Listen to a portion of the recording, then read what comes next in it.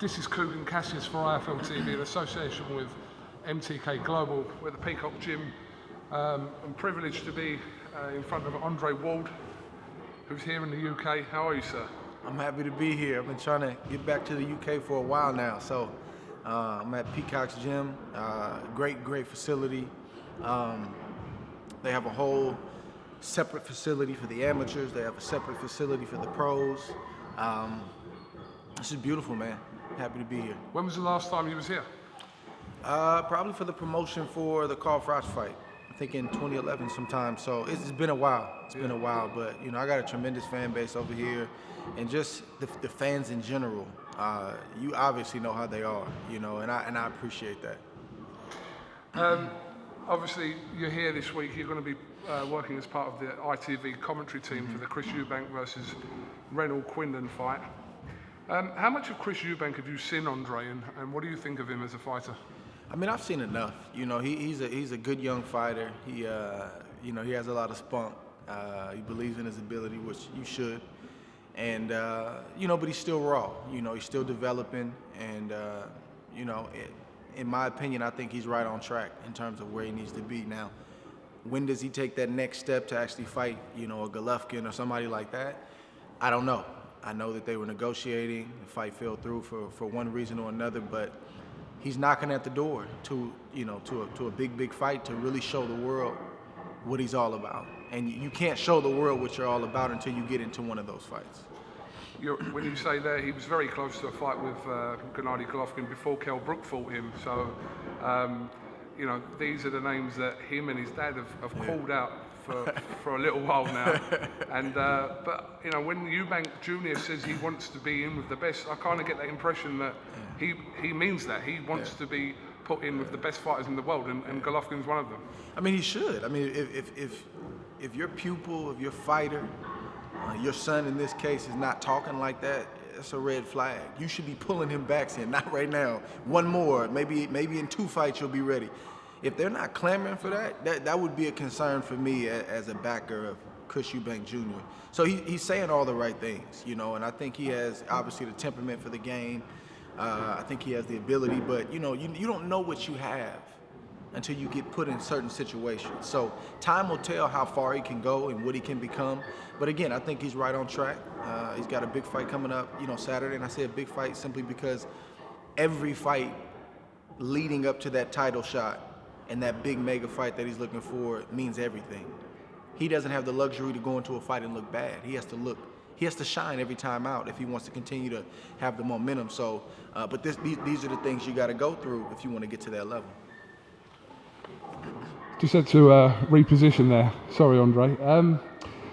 Are you aware of some quotes that Chris Eubank Sr., I know you're already by you laughing, you are. It's my job to know. Absolutely. I'm going to re-quote Chris Eubank Sr. In a press conference on Friday here in London, where he said that his son could and would wreck you in the ring, and that you couldn't live with Chris Eubank Jr. First, tell me your immediate reaction when you heard this. Basically what you're seeing right now, you know, I laughed. I just smiled and laughed. You know, look, I get it. You know, it's the week of the fight. You know, they're trying to sell some pay-per-views. They heard I was coming into town. It's no coincidence. I mean, these guys have never said my name, ever, until this week. So I get it. I understand it. But I would tell Chris Eubank Sr. and I would tell Chris Eubank Jr., you have to crawl before you run. Not before you walk, but before you run. And, you know, he just got to stay focused, man. I get it. I don't take that stuff. When I was younger, I used to take it personal and want to respond. And I get it, you know. They want to sell some tickets. They're getting hype around the fight. They want to get people excited. So he's calling out all the big names, you know. Only problem with that is, you know, whether it's me or someone else down the road, at some point, you got to back that up. So whatever you put out there, the people are gonna hold you accountable. So that's the only downside to saying things like that, is they're gonna want to return on that promise and say, well, you said this, so now you got the opportunity, where you at? So he just got to remember that. So if that's how they want to go about it, then it's all good. I think the fans get into it, the media gets into it, and it drums it up a little bit. It's good.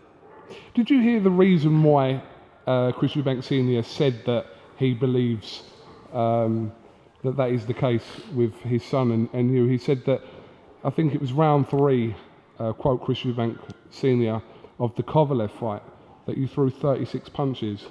In a fight with Chris Eubank, you could not throw that few punches and live with someone like Chris Eubank. This was his backup, or his reasoning to why he believes, or one of them, shall we say, to why he believes that his son may cause you more problems than you could believe. I mean, just from a pure tactical standpoint, I mean, he should know better. You know, he's a former champion, good fighter in his day, and you can't get a read or a bead on me based on the numbers. You know, I'm very efficient. I don't have to throw 100 punches around, or you know, I may have 31 round, 80 the next. It just depends. I do what I need to do. Whatever I need to be in the moment, that's what I need to be. But it's just funny when guys have an argument around something like that. Like, really? Like a statistic. That's what we're basing this on? But again, that's his thing. It's fun to me, man. I enjoy it. Like you know, as I've gotten older, I enjoy this kind of stuff. I just sit back and laugh, man, and just, you know, he's a former fighter, so he's playing mind games, and you know, again, he's drumming this fight up this weekend, and it's all good. But he knows better. And I had a discussion with him before I came over here. You know, we got to understand it. What do you make of Senior? He's what we call here a mixed bag, because some people. Who's that? Chris Eubank Senior. Okay. Some people take to him and sort of see he's very eccentric and very outspoken and says these crazy, almost outlandish things, but other people just don't take to him and they just believe that, you know, he's talking rubbish and he's deluded and they, you know, but it's a very mixed opinion here about him. But how do you perceive the father, Chris Eubank Sr.? I mean, I think it depends on people's preference. You know, some people like more of the, you know, don't tell me, show me type of thing. And you know, some people like the you know, the rah-rah type of stuff. The only thing is, when you do it so much, if people are paying attention, they won't take you serious. That's the problem, you know. And that's always been my thing. You know, there's so many people, you know, especially this day and age of 2017, you know, the internet, they want to, you know, say outlandish things and then they have opportunity to back it up and you can't find them. You know, I get criticism for not talking a lot, but I like to come in and just wipe it out with you know, one interview. I'm not gonna go back and forth for 4 to 6 weeks with you. I'm gonna get up there on that podium and say something that's gonna make you think when this press conference is over. And then that's game over, and then I go do my job come Saturday night. So that's how I like to do it, but I think it's just preference. I think it's preference. Some people like it, some people don't. But he's being himself. You gotta give him credit for that. He's being himself. Yeah, absolutely. It's just he's a pretty interesting dresser too. Yeah, it was in the shoes. It was in the shoes. Yeah, I respect it though. That's his thing, you know. But that's the show business side of boxing. There's always been that. Yeah, that's his thing, man. You can't knock it. You know, I may not like it or, you know, may not do it, but, you know, I respect what he's doing. And, you know, we talk, like I said before I came over here, so we got to understand it. I'd love to have listened to that conversation. I'm not going to lie. Let's talk some about you, Andre. It's been a little while now since, obviously, you picked up nearly all the belts against Sergei KOVALEV. Have you been surprised about an almost a backlash about how many people thought that KOVALEV won that fight? I think in terms of, let's talk about the fans. I wouldn't say that it's more people that think I lost, from my opinion, than those that thought I, you know, pulled it out. In my humble opinion, and I also think that, you know, I don't have a problem with somebody saying it was close. I don't have a problem with somebody saying that, man, I think he edged it out. You know, it was a tight fight. You know, I'll give him that. But anybody crying robbery, like, you can't have, like, just think of the logic of this. You can't have a polarizing opinion if you think he won by a point or 2 points. Like, you can't have this, oh my God, it's a robbery. Well, how many points did you have him up by? The knockdown was the difference. Well, you know that's 1 point, right? It's a 1 point difference. It's 2 points for the knockdown, but if you add it up, it's a 1 or 2 point difference. You can't have this outlandish opinion about 1 or 2 points, because you're basically saying that every round you saw just right. Even the close rounds that could have went the other way, you picked the right side. It's just not the logic in that is not there. And, you know, I would tell them to look at the scorecards, which is a unanimous decision. It wasn't a majority decision. It wasn't split. It was unanimous. And there is such thing as, you know, having a close fight with a clear victor. And, you know, I think really, to be honest with you, if you look at my comments leading up to the fight, I pretty much said this was going to happen. You know, I was asked about the pound for pound. They said, well, you think the winner of this fight should be pound for pound? I said, man, the billing is called pound for pound. I said, I think so. I said, but I don't have a vote. And they didn't understand what I was saying. They asked me about the Hall of Fame. You think this will solidify you or solidify? I said, it's hard to say. I said, it definitely gets us right there, though, but I don't have a vote. Then they asked about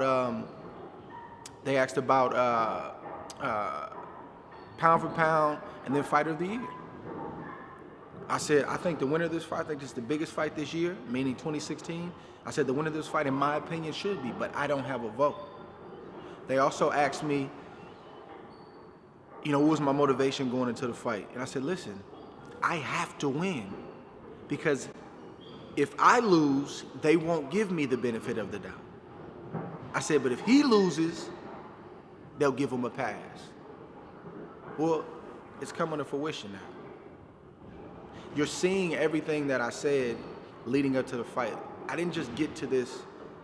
I didn't just get to the party. I've been tracking with this sport total time, I think 22 years. I've been a professional 12 years.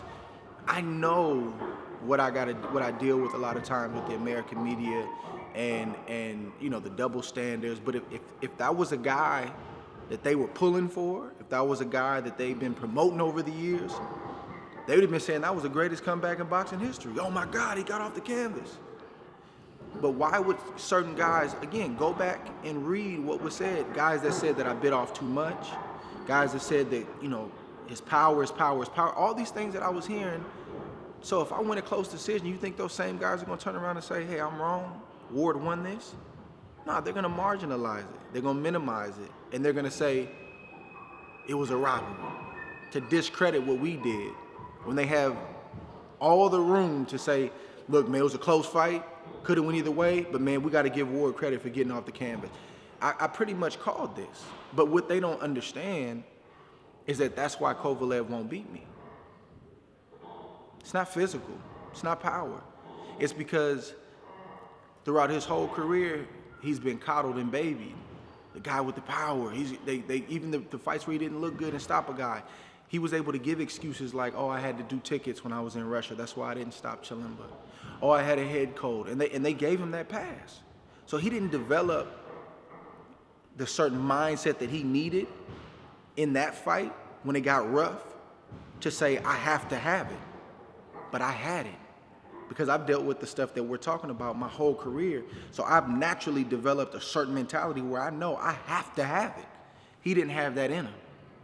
And even right now, instead of him taking ownership for this fight, he said, look, man, I thought I won, but I got to bite down and figure out a way to get it back if we have a rematch. He's making every excuse in the book. The lights were too bright. The canvas was too soft. My gloves blinded him. Like, it's because, like, come on, bro. And even internally in his camp, like, we do our homework. I know what's going on internally in this camp. Certain people are telling him, you lost. And he's getting angry at them, yelling at them, cussing them out. He's not taking ownership of the win, and that's why he won't beat me, because he's not developing that mindset that he needs to look himself in the mirror and be honest. It's not physical. It's not physical. It's all up here. So I pretty much said this was going to happen. Now, if I'd have knocked him out, they would have said he's one-dimensional, he's just a puncher. I've seen this happen with plenty of champions before my day. I've seen it happen. And I don't want to be pessimistic about it, but I'm going to be a realist at the same time. So that's a long way of saying you're going to have some people that think you won, some people that think you lost. That's cool. But all the robbery talk and this and that, they went too far with that. They went too far with that. I wasn't supposed to win. Those guys aren't going to get back on the record and say, hey, man, hey, I was wrong about this. Because if we're being honest, the burden was on him. He was the bigger man. He was supposed to be the crusher. He was the guy with the big reputation. What happened after the knockdown? They're not asking him those tough questions. Why didn't you respond the way we normally see you respond? Those are the questions that he needs to be asked, or should be asked, that they're not asking him. So because they're not asking him the tough questions, he's not growing like he's supposed to grow, and that's why he won't beat me.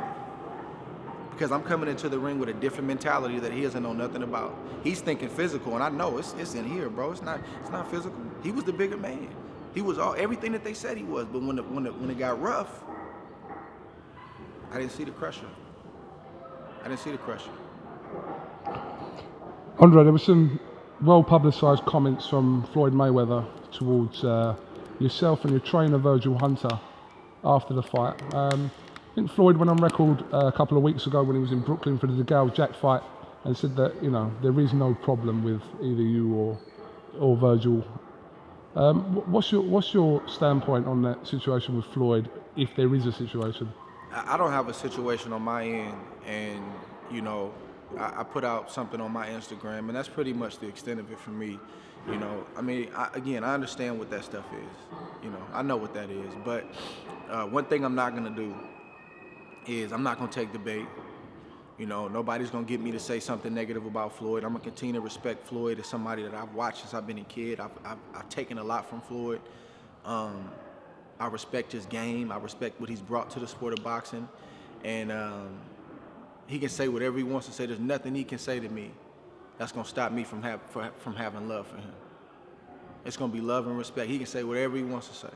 I'm gonna keep respecting him, and I'm not gonna give nobody any negative headlines coming out of my mouth. That's fair enough. I will have to ask you your thoughts on this fight that seems to be edging nearer and nearer every day. The talk of it is between Floyd Mayweather and Conor McGregor.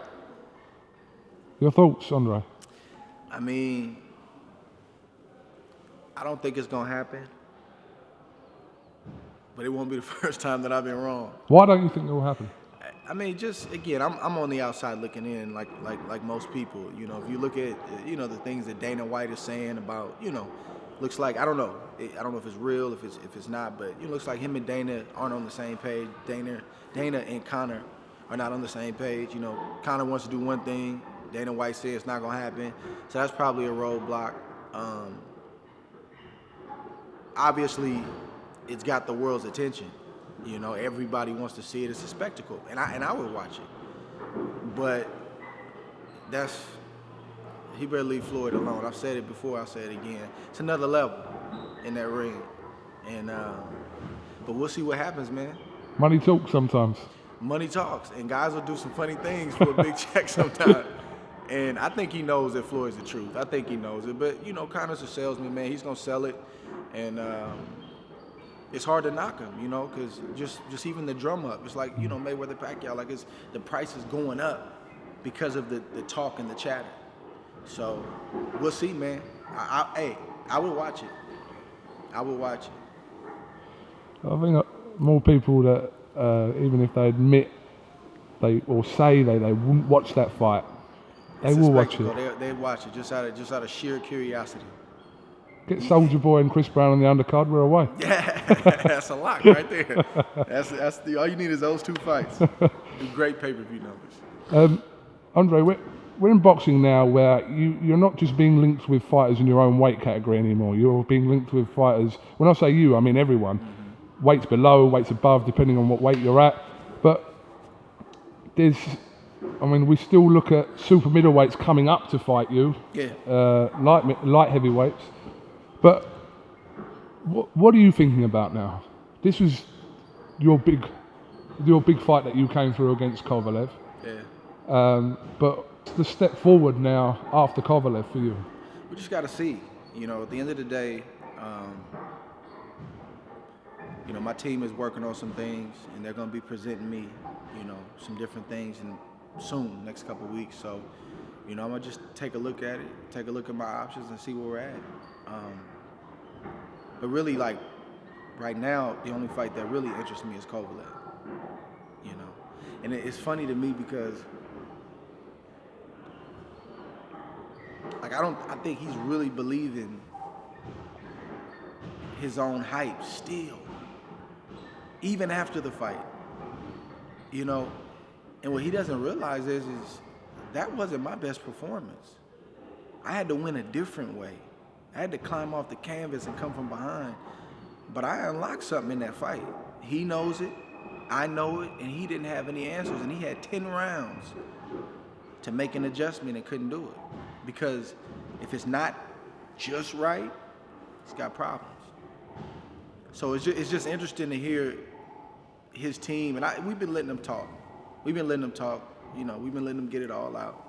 You know, we've enjoyed the holidays. You know, we brought in a new year, and once again, when it's time to speak, we're gonna speak and just kind of, you know, take care of that in one fell swoop. But there's nothing intimidating about KOVALEV. He acts like he has theme music playing when he walks in the room. Like they're trying to sell fear. I'm not buying that. That's not. And it's not that I'm some tough guy or something, but like I've been in this sport a long time, and I said that I wanted to fight him. He didn't chase me down. I pointed to him. I told my team, go to HBO, let's make this happen. Coming up in weight. So, and I wasn't the one looking for that bell to ring in the 12th round. I was him. So I just think people got to get past that second round knockdown and just look what happened after that, when we were faced with adversity and how we responded, and then look at how he responded. A rematch is going to be a different story because we're going to pick up where we left off in round 12, and it's going to be like a continuance, like it's round 13. And it's just funny to me just seeing the different opinions. Award scared, like, man, I've been boxing my whole life. I'm not going to start being scared now. And do y'all realize that I chose him? He didn't choose me. So it's just interesting seeing this stuff. But, and Kovalev's not going to get any better. He's got bad habits outside the ring. Yep, we know about those too. I just don't talk about this stuff. I know about all the bad habits. Training habits, lifestyle habits, all that's my job to know. We don't just look at film. Boxing is a small business. People are talking, hey man, listen. So that's why he'll always fade down the stretch, because of the bad habits. And you can go to Big Bear, you can go to 20,000, 100 square, altitude, you can do whatever you want to do. The conditioning is going to be the same. It's not going to change. And that's what they have to realize. So if I get the right situation and it makes sense, I would love to do it again. And I think we should do it again. But I just want to give the fans a little education, because sometimes when I don't speak and they're speaking, you know, people can start to draw these conclusions. It's not that we're aloof or we don't get it. It's just that I'm like, just like in the ring, I'm about precision, man. I'm not going to just be out there, you know, verbally brawling with you. That's just not my style. I like to come in and bam. So we'll see what happens. We saw a draw between Badou Jack and James DeGale recently. Badou Jack's now vacated his WBC title to move. Yeah, he did that kind of quick. Yeah. He must really be struggling. But to be honest, they said this before the fight that was going to happen. Yeah, Floyd said that. So, but he's another guy that's been linked with a potential fight with you as well. Yeah, he's a good fighter. I like him. I like Badou. I like his style, man. I like, you know, keeps his head down. He works hard, and man, if Floyd thinks he's ready, he knows who to call. Call James Prince, my manager. He's got Jay's number. So that's the fight that would interest you. I mean, you know, when you're the champion of the world, you got to be ready for everything. You know, you got to be ready for everything. So, you know, I've been in this position before where I've been on top and everybody's gunning for you, and the key to that is just to stay ready. I'm not picking and choosing. Oh, I like that style versus this style. My whole reputation has been I fought everybody, and I've been fortunate to come out on top, because that's not an easy thing to do. That's not promised. But I've always wanted to challenge the best, and because, you know, I want to be a Hall of Famer. You know, I don't want to just, you know, collect belts and go the easy route. Like, you know, I want to be a Hall of Famer, a bona fide Hall of Famer. and that's always been my focus. And in order to get that, you gotta pick out the baddest man in that division, and you gotta bump heads. So, being that I'm in the position I'm in now, you know, be it whether it's a Bottle Jack or a rematch of Kovalev or Stevenson, like I gotta be ready for everybody, and I will be. How often does Adonis Stevenson enter your brain? Honestly, not a lot, because he had an opportunity, man, for several years to face Kovalev and to assert himself at the top of that division, and he chose repeatedly not to do it. And now that the light heavyweight division is hot again, and he sees the buzz that me and Kovalev got, now he wants to throw his hat in there. And I just, like, it just has to make sense. I don't feel like that's a step up from Kovalev. And I'm just talking about just the event itself. If we were to fight, I feel like it's a step down. There's no disrespect to him, but that's the reality of it. You know, Kovalev was the champion. Now, you could talk about maybe a unification. That may make sense, but outside of that, I mean, I don't know. He would have to beat somebody where the fans are clamoring about it. Because if you're making more noise than the fans, I don't know if it makes sense. He's the one that's getting on social, trying to drum up some interest. It has to be in demand. The fans, the networks are saying, we want to see this fight. And I don't know if they're doing that right now. I mean, I definitely wouldn't rule it out, but I just don't know where it makes sense right now. When he had plenty of opportunities to bump heads with Kovalev, and then maybe he would have beat Kovalev, and I'd have been trying to gun for, you know, Stevenson instead of Kovalev. Like, who knows how it would have turned out? Maybe Stevenson would have had all the belts by now, but he chose not to fight him repeatedly. But that must be something that you think about, to be undisputed light heavyweight champion. Nah, I mean, you know, in theory, it could be a great thing, but you know, as you get older, man, it's not just about that. It's about making right moves. You know, you got to know when to move, when to fall back, and that's an art. You know, and it takes a great team. You know, because sometimes I want to do things, and my team say, hey, this is prize fighting, not pride fighting. You know, in order to get out of this game, you know, with your finances intact, your faculties intact, like, you got to make some right decisions.